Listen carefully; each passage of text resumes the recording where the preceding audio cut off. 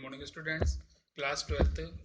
आपका जो next chapter है वो रुबाइयाँ और गज़ल। राइटर है आपके फिराक गोरखपुरी। कवि परिचय। फिराक गोरखपुरी उर्दू फारसी के जाने माने शायर हैं। इनका जन्म 28 अगस्त सन 1896 को गोरखपुर में हुआ। इनका मूल नाम रघुपति साहेब फिराक था। इन्होंने रामकृष्ण की कहानियों से अपनी शिक्षा की शुरुआत की। बाद में अरबी, फारसी और अंग्रेजी में शिक्षा ग्रहण की। 1917 में डिप्टी कलेक्टर के पद पर चयनित हुए, परंतु स्वतंत्रता आंदोलन के कारण इन्होंने 1918 में इस पद को त्याग दिया। आंदोलन में हिस्सा लेने के कारण 1920 में इन्हें 1.5 वर्ष की जेल हुई। ये इलाहाबाद विश्वविद्यालय में अंग्रेजी विषय के अध्यापक भी रहे। इन्हें गुले नगमा के लिए साहित्य अकादमी पुरस्कार, ज्ञानपीठ पुरस्कार, सोवियत लैंड नेहरू पुरस्कार मिला।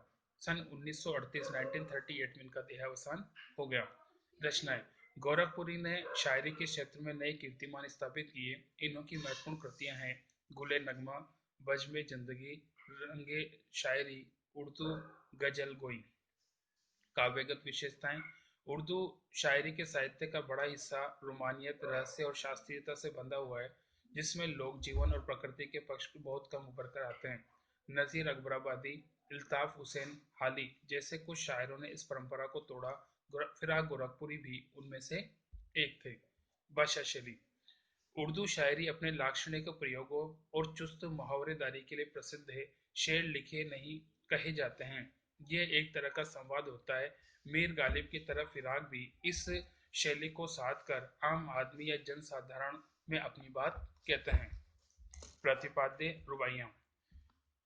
फिराक गोरखपुरी की रुबाइयाँ उनकी रचनाएं गुले नगमा से उद्धृत है। रुबाई उर्दू और फारसी का एक छंद और लेखन शैली है। इसकी पहली, दूसरी और चौथी पंक्ति में तुक मिलाया जाता है और तीसरी पंक्ति स्वतंत्र रहती है। इन रुबाइयों में हिंदी का एक घरेलू रूप देखने को मिलता है। इन्हें पढ़ने में सूरदास के वात्सल्य का वर्णन की याद आती है। सार। इस रचना में कवि ने वात्सल्य वर्णन किया है। माँ अपने बच्चे को आंगन में खड़ी होकर हाथों में प्यार से झुला रही है। वो बार बार हवा में उछाल देती है, जिसके कारण बच्चा खिलखिलाकर हंस उठता है। वह उसे साफ पानी से नहलाती है और उसके उलझे हुए बालों में कंघी करती है। बच्चा भी उसे प्यार से देखता है जब वह उसे कपड़े पहनाती है। दिवाली के अवसर पर शाम होते ही पुते और सजे हुए घर सुंदर लगते हैं। चीनी मिट्टी के खिलौने बच्चों को खुश कर देते हैं। वह बच्चों की छोटे घर में दीपक जलाती है, जिससे बच्चों के सुंदर चेहरों पर दमक आ जाती है। आसमान में चांद देखकर बच्चा उसे लेने की जिद पकड़ लेता है। माँ उसे दर्पण में चांद का प्रतिबिंब दिखाती है और कहती है कि दर्पण में चांद उतर आया है। रक्षाबंधन एक मीठा बंधन है। रक्षाबंधन के कच्चे धागों पर बिजली के लच्छे हैं। सावन में रक्षाबंधन आता है। सावन का जो संबंध झीनी घटा से है, घटा का जो संबंध बिजली से है, वही संबंध भाई का बहन से है। सेकंड गजल। रुबाइयों की तरह फिराक की गजलों में हिंदी साहित्य, हिंदी समाज और उर्दू शायरी की परंपरा भरपूर है। वे गजल में दर्द और पीड़ा के साथ साथ शायर की उसक भी अंतर्निहित है। सार।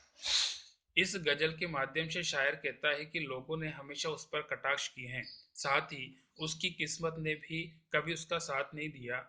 गम उस उसके साथ हमेशा रहा। ऐसा लगता है कि रात का सन्नाटा जैसे उसे बुला रहा हो। शायर कहता है कि इश्क वही कर सकता है जो अपना सब कुछ खो देता है।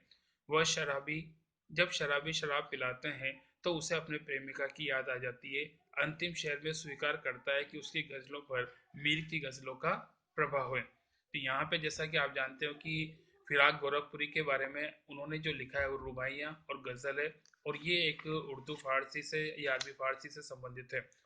तो जब आप इसका काव्य सौंदर्य रखेंगे उसमें आपका छंद रुबाइयाँ और गज़ल होगा। बाकी नेक्स्ट डे।